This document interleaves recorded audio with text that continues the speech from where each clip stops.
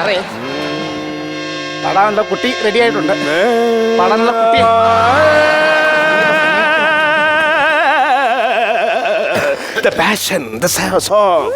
കുട്ടി പാടാനുള്ള. നമസ്കാരം. എപ്പോഴാ വരാൻ പറഞ്ഞേ? ഒരു 5 മിനിറ്റ് വൈകിപ്പോയി. എത്ര? 5 മിനിറ്റ്. ഒരു കലാകാരിക്ക് വേണ്ട പ്രധാനപ്പെട്ട 3 കാര്യങ്ങൾ. 1 പഞ്ച്വാലിറ്റി, 2 പഞ്ച്വാലിറ്റി, 3 പഞ്ച്വാലിറ്റി. ഇതില്ലല്ലോ. നാളെ നാളെ നാളെ നാളെ നാളെ നാളെ പാടി. പിന്നെ അതല്ലെന്ന് പാട്ട് പാടാൻ ആകെ കൂടെ വിളിച്ചേക്കുന്ന ഈ പെങ്കോച്ചിനെ ഇവരെ പറഞ്ഞു വിട്ടില്ല. പിന്നെ ആരാ പാടുന്നത്? എടാ ഞാൻ ഒരു ജാടയ്ക്ക് പറഞ്ഞില്ലടാ. അയ്യോ എന്റെ പൊന്നെ, അത് സാറിന്റെ അന്നേരത്തെ ദേഷ്യം. നിങ്ങൾ നേരത്തെ വരണ്ടേ? അതൊക്കെ എവിടെ പോയി കിടക്കുവാണോ? ഇതെന്നാന്ന് വെച്ച് കഴിഞ്ഞാൽ നിങ്ങളുടെ ഏറ്റവും വലിയൊരു ഭാഗ്യമായത് ഈ പുള്ളിയുടെ സിനിമയിൽ കാണുക എന്നൊക്കെ പറഞ്ഞാൽ അതിൽ പരം ഭാഗ്യം വല്ലതും വേണോ? സാറേ സാറേ സാറേ അവര് വന്നിട്ടുണ്ടേ. സാറേ നമുക്കൊന്ന് നോക്കുവാണെങ്കിലേ. Okay okay okay. ചേട്ടാ, ഈ സാറിന്റെ പാട്ട് പാടിയാലേ രക്ഷപ്പെടും കേട്ടാ. രക്ഷപ്പെടണമെങ്കിൽ ഇപ്പൊ രക്ഷപ്പെട്ടോണം, പിന്നെ പിടിച്ചാൽ കിട്ടത്തില്ല.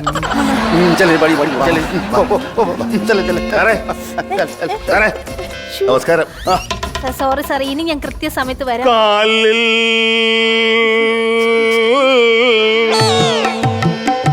കാലിൽ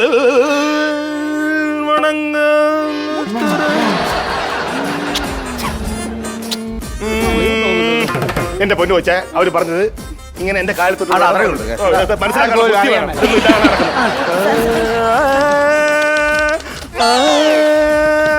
മോനെ കൊടുത്തു.